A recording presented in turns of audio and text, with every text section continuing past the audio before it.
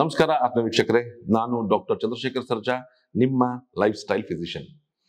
ವೀಕ್ಷಕರೇ, ಆಹಾರದ ಬಗ್ಗೆ ಇರುವಂತ ಒಂದು ತಪ್ಪು ತಿಳುವಳಿಕೆಗಳಿಂದ ಮನುಷ್ಯ ಅಥವಾ ಈ ನಮ್ಮ ದೇಶ ಸದ್ಯಕ್ಕೆ ಡಯಾಬಿಟಿಸ್ನ ಮತ್ತು ಹೃದಯ ಸಂಬಂಧಿ ಕಾಯಿಲೆಗಳ ರಾಜಧಾನಿ ಆಗ್ತಾ ಇದೆ. ನಾವು ತಿಂತಾ ಇರೋ ಆಹಾರದಲ್ಲಿ ಏನಿದೆ ಏನಿಲ್ಲ ಅನ್ನೋದ್ರ ಬಗ್ಗೆ ಒಂದು ಸಾಮಾನ್ಯ ಜ್ಞಾನ, ಸಾಮಾನ್ಯ ತಿಳುವಳಿಕೆ ಇದ್ರೆ ನಾವು ಮುಂದೆ ಬರುವಂತ ಹಲವಾರು ಕಾಯಿಲೆಗಳಿಗೆ ದಾಸರಾಗೋದನ್ನ ನಾವು ತಡೆಗಟ್ಟಬಹುದು.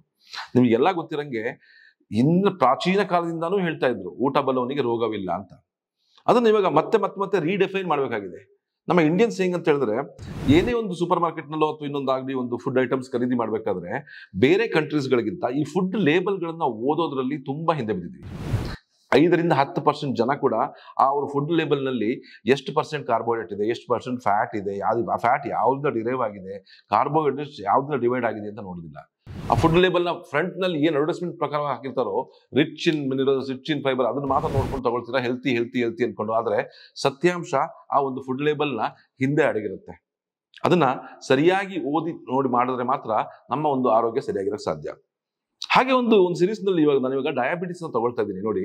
ಫಾರ್ ಎಕ್ಸಾಂಪಲ್, ಡಯಾಬಿಟಿಸ್ ಈಗ ಸುಮಾರು ಜನ ಏನ್ ಹೇಳ್ತಾರೆ ಅಂತ ಹೇಳಿದ್ರೆ, ತುಂಬಾ ಪ್ರಾಡಕ್ಟ್ಗಳು ಬರ್ತಾ ಇದೆ ಈಗ ಮಾರ್ಕೆಟ್ ನಲ್ಲಿ ಡಯಾಬಿಟಿಸ್ ಫ್ರೆಂಡ್ಲಿ.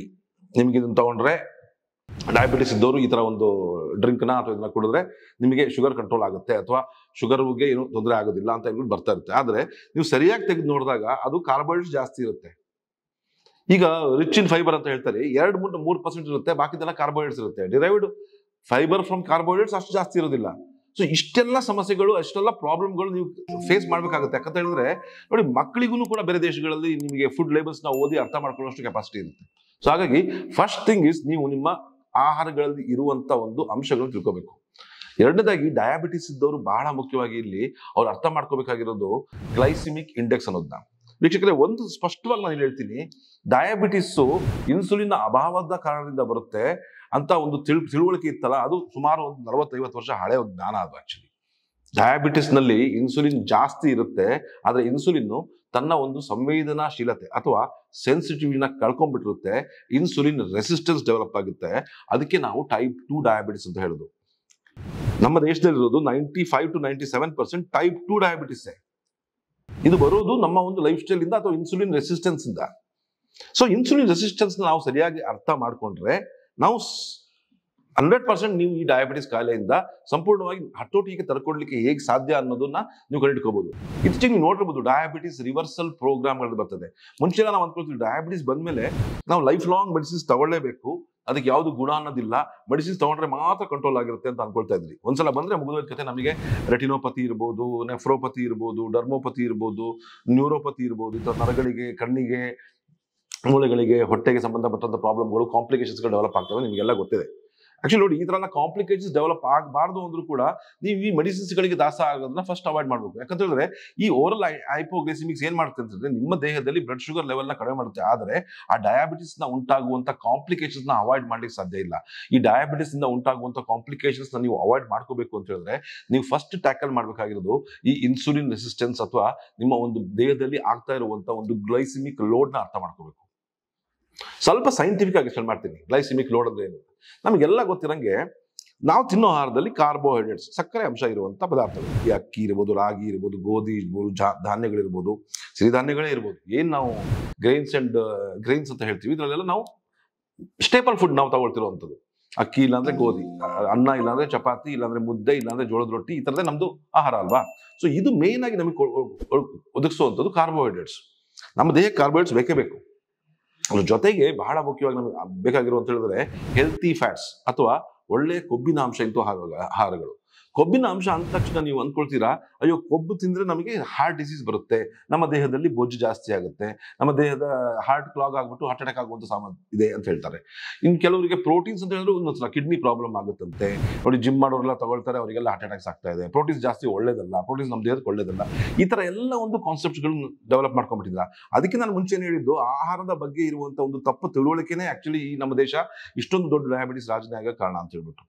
ನೋಡಿ ವೀಕ್ಷಕರೇ, ನಮ್ಮ ದೇಶಕ್ಕೂ ಬೇರೆ ದೇಶಗಳಿಗೂ ಕಂಪೇರ್ ಮಾಡಿದ್ರೆ ನಾವು ತಿಂತಾ ಇರುವಂತ ಕಾರ್ಬೋಹೈಡ್ರೇಟ್ ನ ಪ್ರಮಾಣ ತುಂಬಾ ಹೆಚ್ಚು, ತುಂಬಾ ಜಾಸ್ತಿ. ನಾವು ನಮ್ಮ ದೈನಂದಿನ ಅಡುಗೆಯಲ್ಲಿ ಆಕ್ಚುಲಿ 80-85% ನಾವು ಕಾರ್ಬೋಹೈಡ್ರೇಟ್ಸ್ ತಗೊಳ್ತಾ ಇದೀವಿ. ಒಂದ ರೈಸು ಇಲ್ಲ ಚಪಾತಿ. ಒಂದು ಸ್ವಲ್ಪ ತರಕಾರಿ, ಒಂದು ಸ್ವಲ್ಪ ತಿಳಿಸಾರು, ಉಪ್ಪಿನಕಾಯಿ ಜೊತೆ ತಿನ್ನುವಂಥ ಅಭ್ಯಾಸ ಸುಮಾರು ಜನಕ್ಕೆ ಇದೆ ಆಕ್ಚುಲಿ, ತಿಳಿಸಾರು ಉಪ್ಪಿನಕಾಯಿ ಜೊತೆಗೆ. ಸೊ ಅಂದ್ರೆ ನಿಮ್ಮ ದೇಹಕ್ಕೆ ಬರೀ ಕಾರ್ಬೋಹೈಡ್ರೇಟ್ಸ್ ಒಂದೇ ಸಿಗ್ತಾ ಇದೆ.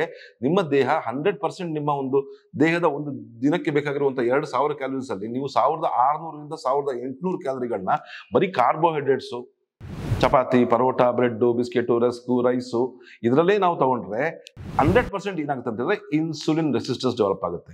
ನಾನು ಮುಂಚೆನೇ ಹೇಳ್ದಂಗೆ ಒಂದು ಜೀವಕೋಶ ನೋಡಿ, ನಮ್ಮ ಪ್ರತಿ ಜೀವಕೋಶಗಳಿಗೂ ಕಾರ್ಬೋಹೈಡ್ರೇಟ್ಸು, ಫ್ಯಾಟ್ಸು, ಪ್ರೋಟೀನ್ಸು ಎಂಟರ್ ಆಗುತ್ತೆ.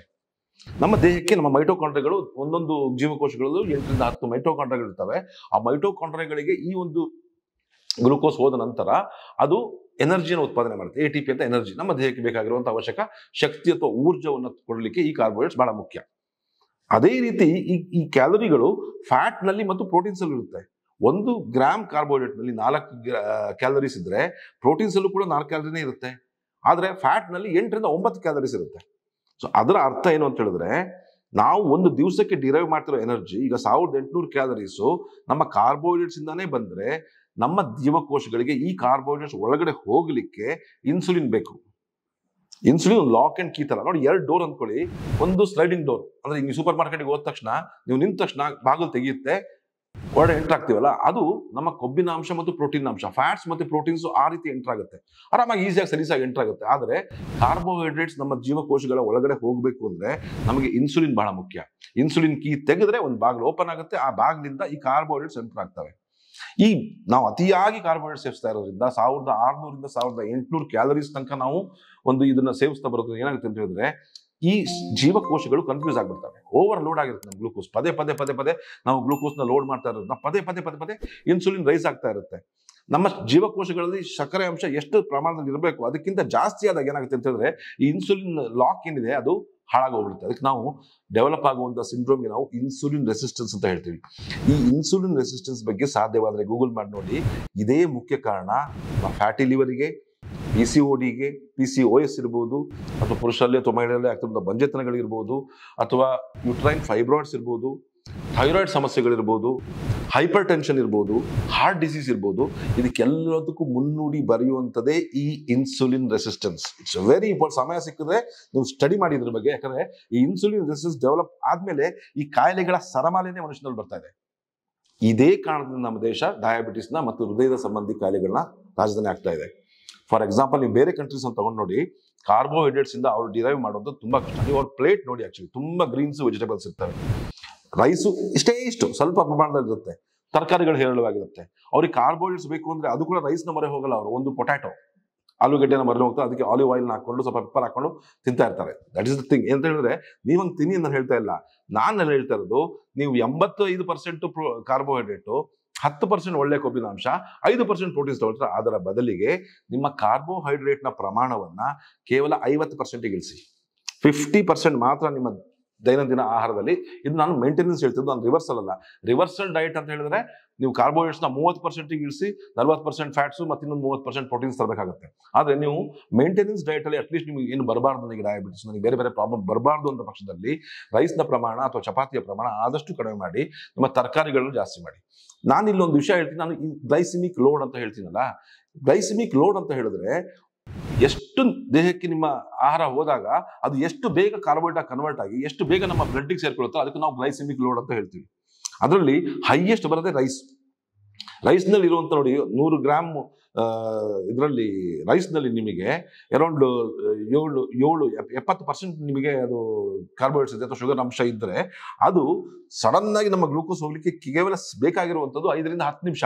ಅಂದ್ರೆ ನೀವು ರೈಸ್ ತಿಂದ ತಕ್ಷಣ ಬೇಗ ರೈಸ್ ಆಗುತ್ತೆ. ಅದೇ ರೀತಿ ಪ್ರೊಸೆಸ್ಡ್ ಫುಡ್ಸ್ ಲೈಕ್ ಬಿಸ್ಕೆಟ್ ಇರ್ಬೋದು, ಚಪಾತಿ ಇರ್ಬೋದು, ಬ್ರೆಡ್ ಇರ್ಬೋದು, ರಸ್ಕ್ ಇರ್ಬೋದು. ನೋಡಿ, ಬೆಳಿಗ್ಗೆ ನೀವು ವಾಕಿಂಗ್ ಮಾಡ್ಕೊಂಡು ತುಂಬಾ ದಳವಾಗಿ ಬಂದಿರ್ತೀರಾ, ಕುತ್ಕೊಂಡ ತಕ್ಷಣ ಒಂದು ಕಾಫಿ ಜೊತೆ ಒಂದು 2 ರಸ್ ತಿಂದ್ಬಿಟ್ರೆ ಸಡನ್ ಆಗಿ ಎನರ್ಜಿ ಬಂದ್ಬಿಡುತ್ತೆ. ಯಾಕಂತ ಹೇಳಿದ್ರೆ ಸಡನ್ ಆಗಿ ಅದು ನಮ್ಮ ಬ್ಲಡ್ಗೆ ಸೇರ್ಕೊಳ್ಳುತ್ತೆ. ಸಡನ್ ಆಗಿ ಕಾರ್ಬೋಹೈಡ್ರೇಟ್ ಬ್ಲಡ್ಗೆ ಹೋದ ತಕ್ಷಣ ಏನಾಗುತ್ತೆ ಅಂತಂದ್ರೆ ಸಡನ್ ಇನ್ಸುಲಿನ್ ಸರ್ಜ್ ಆಗುತ್ತೆ. ಸಡನ್ ಇನ್ಸುಲಿನ್ ಸರ್ಜ್ ಆದಾಗ ಅಗೇನ್ ಜೀವಕೋಶಗಳ ಕನ್ಫ್ಯೂಷನ್ ಆಗಿ ಇನ್ಸುಲಿನ್ ಡೆವಲಪ್ ಆಗುತ್ತೆ. 1 2 ಯಾವಾಗಲೂ ತಿಂದ್ರೆ ಆಗುತ್ತೆ ನಾನು ಹೇಳ್ತಾ ಇಲ್ಲ. ಪದೇ ಈಗ ರಸ್ ತಿಂದಿರ್ತೀರಾ ತಕ್ಷಣ ಮತ್ತೆ ತಿಂಡಿ, ಮತ್ತೆ 11 ಗಂಟೆ ಕಾಫಿ ಜೊತೆ ಒಂದು ಸ್ನ್ಯಾಕು, ಮತ್ತೆ 2 ಗಂಟೆಗೆ ಊಟ, ಅದರಲ್ಲೂ ಕೂಡ ರೈಸ್ ಡಾಮಿನೆಂಟ್ ಆಗಿರುತ್ತೆ. ಅದರಲ್ಲೂ ಕೂಡ ನಿಮಗೆ ಸ್ವಲ್ಪನೇ ತರಕಾರಿಗಳು, ಟೈಮ್ ಇಲ್ಲ, ತಿಂತೀರಾ. ಮತ್ತೆ ಸಾಯಂಕಾಲ ಒಂದು ಸ್ನ್ಯಾಕ್ಸು, ಆ ಸ್ನ್ಯಾಕ್ಸ್ ಜೊತೆ ಕೂಡ ಬ್ರೆಡ್, ಬಿಸ್ಕೆಟ್, ರಸ್ಕು ಇಂಥವು ತಿಂತೀರಾ. ಮತ್ತೆ ರಾತ್ರಿ ಊಟ, ಮತ್ತೆ ನೀವು ಚಪಾತಿ ಅಥವಾ ಮುದ್ದೆ ಅಥವಾ ಇದು ಮೇನ್ ಆಗಿ ಅದೇ ಸ್ವಲ್ಪ ತರಕಾರಿಗಳು. ಅಂದ್ರೆ ನೀವು 8ರಿಂದ 10 ಬಾರಿ ಇನ್ಸುಲಿನ್ ರೈಸ್ ಮಾಡ್ತಾ ಇರ್ತಾರೆ, ಫಾಲ್ ಮಾಡ್ತಾರೆ, ರೈಸ್ ಫಾಲ್ ಆಗ್ತಾ ಇರುತ್ತೆ. ಅಲ್ಲಿ ಪ್ರೋಟೀನ್ ಮತ್ತೆ ಫ್ಯಾಟ್ಸ್ ಇರಲ್ಲ. ನೋಡಿ, ಈ ಪ್ರೋಟೀನ್ ಮತ್ತೆ ಫ್ಯಾಟ್ಸ್ ನಮ್ಮ ದೇಹಕ್ಕೆ ಹೋಗಿ ಕಾರ್ಬೋಹೈಡ್ರೇಟ್ ಆಗಿ ಕನ್ವರ್ಟ್ ಆಗಿ ನಮ್ಮ ಜೀವಕೋಶಗಳಿಗೆ ಹೋಗ್ಬೇಕು ಅಂತ ಹೇಳಿದ್ರೆ ಇದು ಟೈಮ್ ಜಾಸ್ತಿ ತಗೊಳುತ್ತೆ. 5 ನಿಮಿಷದಲ್ಲಿ ಆಗುವಂತ ಕೆಲಸ 2ರಿಂದ 3 ಗಂಟೆ ತಗೊಳುತ್ತೆ. ಸೊ ಹಾಗಾಗಿ ಹೆಚ್ಚು ಫ್ಯಾಟ್ಸ್ ಮತ್ತು ಹೆಚ್ಚು ಪ್ರೋಟೀನ್ ಮತ್ತು ಹೆಚ್ಚು ಫೈಬರ್, ನಾರಿನ ಅಂಶ ಇರುವಂತಹ ಆಹಾರಗಳನ್ನ ಜಾಸ್ತಿ ಇನ್ಕ್ಲೂಡ್ ಮಾಡ್ತಾ ಬಂದಲ್ಲಿ ಈ ಗ್ಲೈಸಿಮಿಕ್ ಲೋಡ್ ಆಟೋಮೆಟಿಕ್ ಆಗಿ ಕಡಿಮೆ ಆಗುತ್ತೆ. That is very important. Glycaemic load ಅದರಲ್ಲಿ ಒಂದು ಬಹಳ ಮುಖ್ಯ. ಈ ಡಯಾಬಿಟಿಸ್ನವರಿಗೆ ನನ್ಗೆ ತುಂಬಾ ಜನ ಡೌಟ್ ಕೇಳ್ತಾರೆ, ಸರ್ ನೀವು ರೈಸ್ ಬಿಟ್ಬಿಡಿ, ಚಪಾತಿ ಬಿಟ್ಬಿಡಿ, ಅದು ಬಿಟ್ಟು ಓಕೆ ಸರ್ ಏನು ಸರ್ ಮಾಡೋದು ನಾವು ಹಂಗಾರೆ? ಬರೀ ತರಕಾರಿ ತಿನ್ಕೊಂಡಿರೋಕ್ಕಾಗತ್ತಾ, ಅಥವಾ ಬರೀ ಎಗ್ಸ್ ತಿನ್ಕೊಂಡಿರೋಕ್ಕಾಗತ್ತಾ, ಅಥವಾ ನಾನು ಬರೀ ಹೈ ಫ್ಯಾಟ್ ಐಟಮ್ಸ್ ತಿನ್ಕೊಳ್ಳೋಕ್ಕಾಗತ್ತಾ? ಸಾಧ್ಯನೇ ಇಲ್ಲ. ಹಾಗಾಗಿ ಕೆಲವು ನೀವು ಸಪ್ಲಿಮೆಂಟ್ ಆಗಿ ಅಥವಾ ಸಬ್ಸ್ಟಿಟ್ಯೂಟ್ ಆಗಿ ಯೂಸ್ ಮಾಡುವಂತ ಕೆಲವು ಅಂಶ ಹೇಳ್ತೀನಿ. ಅದರಲ್ಲಿ ಒಂದು ಬಹಳ ಮುಖ್ಯವಾಗಿ ಅಂತ ಹೇಳಿದ್ರೆ ಹುರುಳಿಕಾಳು, ಹಾರ್ಸ್ ಗ್ರಾಮ್. ಸಾಧಾರಣವಾಗಿ ಎಲ್ಲರಿಗೂ ಗೊತ್ತಿರುತ್ತೆ ಹಾರ್ಸ್ ಗ್ರಾಮ್ ಅಂತ. ಹಾರ್ಸ್ ಗ್ರಾಮ್ ನಲ್ಲಿ ಇರುವಂತ ಈ ಒಂದು ಗ್ಲೈಸಿಮಿಕ್ ಇಂಡೆಕ್ಸ್ ತುಂಬಾ ಲೋ. ನೀವು ರೈಸಿಗೆ ಮತ್ತೆ ಹುರುಳಿಕಾಳಿಗೆ ಕಂಪೇರ್ ಮಾಡೋದು ನಿಮಗೆ ಹೊಟ್ಟೆನೂ ತುಂಬುತ್ತೆ. ಆಕ್ಚುಲಿ ಈ ಹುರುಳಿಕಾಳು ಜಾಸ್ತಿ ಇದ್ರೆ, ಈ ಹುರುಳಿಕಾಳನ್ನ ಬೇಯಿಸ್ಕೊಂಡು ಅದನ್ನ ಒಗ್ಗರಣೆ ತರ ಹಾಕಿ ಇದು ಮಾಡ್ಬಿಟ್ಟು ಹುರುಳಿಕಾಳನ್ನ ಸಾಂಬಾರು ಅಥವಾ ಪಲ್ಯನೂ ಮಾಡ್ಕೊಂಡು ನಿಮ್ಮ ತಿಂಡಿಯ ಬದಲಿಗೆ, ಅಥವಾ ನೀವೇನಾದ್ರು 4 ಇಡ್ಲಿ ತಿಂತಾ ಇದ್ರೆ 1 ಇಡ್ಲಿ ಜೊತೆಗೆ ಇಷ್ಟು ಹುರುಳಿಕಾಳು, ಅಥವಾ 2 ಚಪಾತಿ ತಿಂತಾ ಇದ್ರೆ 1 ಚಪಾತಿ ಮತ್ತಿಷ್ಟು ಹುರುಳಿಕಾಳು, 4 ದೋಸೆ ತಿಂತಾ ಇದ್ರೆ 2 ದೋಸೆ ಒಂದಿಷ್ಟು ಹುರುಳಿಕಾಳು. ಸೊ ಇದನ್ನ ನೀವು ಸಬ್ಸ್ಟಿಟ್ಯೂಟ್ ಆಗಿ ಸೇರಿಸ್ತಾ ಬರೋದ್ರಿಂದ ಏನಾಗುತ್ತೆ ಅಂತ ಹೇಳಿದ್ರೆ ಡಯಾಬಿಟಿಸ್ ನ ರಿವರ್ಸ್ ಆಗೋದನ್ನ ನಾವು ನೋಡ್ತಾ ಇದೀವಿ. ವೈಜ್ಞಾನಿಕವಾಗಿ ಪ್ರೂವ್ ಆಗಿದೆ. ಯಾಕೆಂತ ಹೇಳಿದ್ರೆ ಇದರಲ್ಲಿ ಇರುವಂತ ಗ್ಲೈಸಿಮಿಕ್ ಇಂಡೆಕ್ಸ್ ಇದೆ ತುಂಬಾ ಅಂದ್ರೆ ತುಂಬಾ ಲೋ. ಬರೀ 42% ಮಾತ್ರ ಗ್ಲೈಸಿಮಿಕ್ ಇಂಡೆಕ್ಸ್ ಇದಕ್ಕೆ. ಅಂದ್ರೆ ನೀವು ತಿಂದ ನಂತರ ಇದು ನಿಮ್ಮ ಬ್ಲಡ್ಗೆ ಹೋಗ್ಬಿಟ್ಟು ಶುಗರ್ ಆಗಿ ಕನ್ವರ್ಟ್ ಆಗ್ಲಿಕ್ಕೆ 3ರಿಂದ 4 ಗಂಟೆಗಳ ಟೈಮ್ ಇರುತ್ತೆ. ಹಾಗಾಗಿ ಇದು ನೋಡಿ, ಕುದುರೆಗಳಲ್ಲಿ ಕುದುರೆಗೆ ಹಾರ್ಸ್ ಗ್ರಾಮ್ ಅಂತ ಯಾಕೆ ಹೇಳ್ತಾರೆ ಅಂದ್ರೆ ಕಂಟಿನ್ಯೂಸ್ ಆಗಿ ದಣಿವಾಗದೇ ಕೆಲಸ ಮಾಡ್ತಿರುತ್ತೆ ಅಂತ ಹೇಳಿದ್ರೆ ಸ್ಲೋ ಆಗಿ ಅದು ಶುಗರ್ನ ರಿಲೀಸ್ ಮಾಡ್ತಾ ಇರುತ್ತೆ. ಸೊ ಹಾಗಾಗಿ ನಿಮ್ಮ ಶುಗರ್ ಕಂಟ್ರೋಲರ್ ಇರುತ್ತೆ, ಇನ್ಸುಲಿನ್ ರೆಸಿಸ್ಟೆನ್ಸ್ ನಿಧಾನವಾಗಿ ರಿವರ್ಸ್ ಆಗ್ತಾ ಬರುತ್ತೆ. ನಿಮ್ಮ ಜೀವಕೋಶಗಳು ಮತ್ತೆ ಇನ್ಸುಲಿನ್ ಸೆನ್ಸಿಟಿವ್ ಆಗಿ ಶುರು ಆಗುತ್ತೆ. ಆ ಸೆನ್ಸಿಟಿವಿಟಿ ಜಾಸ್ತಿ ಆದಂಗೆ ನಿಮ್ಮ ಈ ಫ್ಯಾಟಿ ಲಿವರ್ ಸಮಸ್ಯೆ ಇರ್ಬೋದು, ಬೇರೆ ಸಮಸ್ಯೆಗಳಿರ್ಬೋದು, ಖಂಡಿತ ಸ್ಲೋ ಆಗಿ ಕ್ರಮೇಣವಾಗಿ ರಿವರ್ಸ್ ಆಗ್ತಾ ಬರುತ್ತೆ. ಅದ್ರ ಬದಲಿಗೆ ನೀವು ಬೇಕಾದ್ರೆ ಈ ಹೆಸರು ಕಾಳಿದೆಯಲ್ಲ ಅದನ್ನು ಕೂಡ ರಾತ್ರಿ ನೆನೆ ಹಾಕಿ ಬೆಳಿಗ್ಗೆ ಕುಕ್ಕರ್ನಲ್ಲಿ ಒಂದು ವಿಷಲ್ ಕೂಗಿಸಿ ಅದಕ್ಕೂ ಒಗ್ಗರಣೆ ಹಾಕಿ ತೆಂಗಿನ ತುರಿ ಹಾಕಿ ಅದನ್ನು ಒಂದು ಬೋಲ್ ತಗೊಳ್ಳೋದ್ರಿಂದ ಅದರ ಒಂದು ಪ್ರೋಟೀನ್ ಪರ್ಸೆಂಟ್ಗಳು ಜಾಸ್ತಿ. ಜೊತೆಗೆ ಈ ಏನ್ ಸೀರಿಯಲ್ಸ್ ಅಂಡ್ ಪಲ್ಸಸ್ ಅಲ್ಲಿ ನಾವೇನ್ ಹೇಳ್ತೀವಿ ಅಂತ ಹೇಳಿದ್ರೆ ಇದರಲ್ಲಿ ಪ್ರೋಟೀನ್ ಜಾಸ್ತಿ ಇರುತ್ತೆ, ಒಳ್ಳೆಯ ಫ್ಯಾಟ್ಸ್ ಜಾಸ್ತಿ ಇರುತ್ತೆ, ಜೊತೆಗೆ ಇದರಲ್ಲಿ ನಮಗೆ ಅವಶ್ಯಕತೆ ಇರುವಂತ ಮಿನರಲ್ಸ್ ಮತ್ತೆ ಕ್ಯಾಲ್ಸಿಯಂನ ಅಂಶ ಜಾಸ್ತಿ ಇರುತ್ತೆ. ನೀವು ಸಣ್ಣ ವಯಸ್ಸಿನಲ್ಲೇ ಕ್ಯಾಲ್ಸಿಯಂನ ಪ್ರಮಾಣ ತಗೊಳ್ತಾ ಬೇಕು, ನಿಮ್ಮ ಡಯಟ್ ನಲ್ಲೇ ಸರಿಯಾಗಿರ್ಬೇಕು ಅಂತ ಹೇಳಿದ್ರೆ ಇದು ಬಹಳ ಮುಖ್ಯ. ಯಾಕಂತ ಹೇಳಿದ್ರೆ ನಾವು ಇದನ್ನ ಮರ್ತು ಬಿಟ್ಟಿದೀವಿ. ನಾವು ರೈಸ್ ಐಟಮ್ಸ್ ಆಗ್ಬಿಟ್ಟು ಈಗ ಮಕ್ಕಳಿಗೂ ನೋಡಿ actually bread, biscuit, rusk, chips, fried items, Kurkure ಇಂಥವೇ ತಿನ್ಕೊಂಡು ಇರ್ತಾವೆ ಆಕ್ಚುಲಿ. ಯಾಕಂತ ಹೇಳಿದ್ರೆ ಅಲ್ಲಿಂದನೇ ನಾವು ಇನ್ಸುಲಿನ್ ರೆಸಿಸ್ಟೆನ್ಸ್ ಡೆವಲಪ್ ಮಾಡ್ತಾ ಇದೀವಿ. ಅಲ್ಲಿ ನಾವು ಈ ಕ್ಯಾಲ್ಸಿಯಂ ಸಪ್ಲಿಮೆಂಟ್ಸ್ ನಾವು ಅದು ತಗೋಬೇಕು. ನಂತರ FD ಇದ್ದಂಗೆ, ಫಿಕ್ಸ್ಡ್ ಡೆಪಾಸಿಟ್ ಇದ್ದಂಗೆ ನಾವು ಎಂಗೇಜ್ ಇಂದಾನೆ ಈ ಕ್ಯಾಲ್ಸಿಯಂ ಅಂಶ ಇರುವಂತದ್ದು, ಪ್ರೋಟೀನು, ಮಿನರಲ್ಸ್, ಫ್ಯಾಟ್ಸ್ ತಗೊಳ್ತಾ ಬಂದಲ್ಲಿ ನಮ್ಮ ಮೂಳೆಗಳು ಗಟ್ಟಿ ಆಗ್ತವೆ. ಸಾಧಾರಣವಾಗಿ ನೋಡಿ ನೀವು ಡಯಾಬಿಟಿಸ್ ನಲ್ಲಿ ಮಾಂಸಖಂಡ ಎಲ್ಲ ವೀಕ್ ಆಗೋಗ್ಬಿಟ್ಟಿರುತ್ತೆ, ಮೂಳೆಗಳು ವೀಕ್, ಅಲ್ಲಿ ಇಲ್ಲಿ ನೋವು ಅಂತ ಹೇಳ್ತಾ ಇರ್ತಾರೆ, ಸುಸ್ತು ಅಂತ ಹೇಳ್ತಾ ಇರ್ತಾರೆ. ಇದಕ್ಕೆಲ್ಲ ಮುಖ್ಯ ಕಾರಣ ಈ ವೈಟಮಿನ್ ಕೊರತೆಗಳು. ಎಲ್ಲಾ ಕಾಯಿಲೆಗಳ ಬಂದ ಮೇಲೆ ಟ್ಯಾಬ್ಲೆಟ್ ಮುಖಾಂತರ ನೀವು ಈ ಒಂದು ಸೇವಿಸ್ತಾ ಬರೋಕ್ಕಿಂತ ಎಂಗೇಜ್ ಇಂದಾನೆ ಇದನ್ನು ಡೆವಲಪ್ ಮಾಡ್ತಾ ಬಂದಲ್ಲಿ ಇಟ್ ಇಸ್ ನೆವರ್ ಲೇಟ್. ನೀವು ನಾಳೆಯಿಂದ ಅಂತಲ್ಲ ಇವತ್ತಿನ ಈ ಒಂದು ಡಯಟರಿ ಪ್ರಾಕ್ಟೀಸ್ ನ ಶುರು ಮಾಡಿದ್ರೆ ನಿಮಗೆ ಮುಂದೆ ಹೋಗುವಂತ ಕಾಲದಲ್ಲಿ ಈ ಬೇರೆ ಬೇರೆ ಕಾಯಿಲೆಗಳಿಗೆ, ಬೇರೆ ಬೇರೆ ಮಾತ್ರೆಗಳಿಗೆ, ಮೆಡಿಸಿನ್ಸ್ ಗಳಿಗೆ ದಾಸರಾಗೋದನ್ನ ನೀವು ಖಂಡಿತವಾಗ್ಲೂ ಅವಾಯ್ಡ್ ಮಾಡ್ಬೋದು. ಹಾಗಾಗಿ ನೀವು ಈ ಒಂದು ನನ್ನ ಒಂದು ಇದನ್ನೇ ಕಂಪ್ಲೀಟ್ ಅಂತ ಅನ್ಕೋಬೇಡಿ, ಇದ್ರ ಬಗ್ಗೆ ನೀವು ಸ್ಟಡಿ ಮಾಡೋದು ತುಂಬಾ ಇದೆ. ಯಾಕಂದ್ರೆ ಪ್ರತಿಯೊಂದು ಆಹಾರದಲ್ಲೂ ನೀವು, ನಾನು ಮುಂಚೆನೆ ಹೇಳ್ದಂಗೆ ನಿಮ್ಮ ಆಹಾರದಲ್ಲಿ ಏನಿದೆ ಏನಿಲ್ಲ, ನಾವು ಮಾಡ್ತೀವಿ ಸರಿನೋ ತಪ್ಪು ಅಂತ ಒಂದು ಜ್ಞಾನ ತಿಳ್ಕೊಳ್ಳುವಂತ ತಿಳುವಳಿಕೆ ನಿಮ್ಮಲ್ಲಿ ಬಂದಲ್ಲಿ ನೀವು ಮುಂದೆ ಬರುವಂತ ಸಾಮಾನ್ಯ ರೋಗಗಳನ್ನ ನೀವು ಹತೋಟಿಯಲ್ಲಿ ಇಟ್ಕೋಬಹುದು. ನಾನು ಮುಂಚೆನೇ ಹೇಳ್ದಂಗೆ ಊಟ ಬಂದವನಿಗೆ ರೋಗವಿಲ್ಲ, ಮಾತು ಬಂದವನಿಗೆ ಜಗಳವಿಲ್ಲ ಅಂತ ಏನಿದೆ ಆ ನಾನು ನೋಡಿ ಇವತ್ತಿಗೂ ಸರಿನೇ. ನೀವು ಕರೆಕ್ಟ್ ಆಗಿ ನಿಮ್ಮ ಊಟವನ್ನ ತಿಳಿದುಕೊಂಡು ಮಾಡಿದ್ರೆ, ನಿಮ್ಮ ಪ್ಲೇಟ್ ಸರಿ ಇದ್ರೆ, ನಿಮ್ಮ ಜೀನ್ಸ್ ಹೆಂಗೆ ಇರಲಿ, ನಿಮ್ಮ ಪ್ಲೇಟ್ ನಲ್ಲಿ ಇರುವಂತಹ ಆಹಾರ ಸರಿ ಇದ್ರೆ ನೀವು ಯಾವ ಕಾಯಿಲೆಗಳಿಂದ ಬಳಲ್ಲ. ಇದೇ ತರ ಮತ್ತೊಂದು ವಿಡಿಯೋ ಒಂದಿಗೆ ನಿಮ್ಮನ್ನ ಭೇಟಿ ಆಗ್ತೀನಿ. ಅಲ್ಲಿವರೆಗೂ ನಮಸ್ಕಾರ.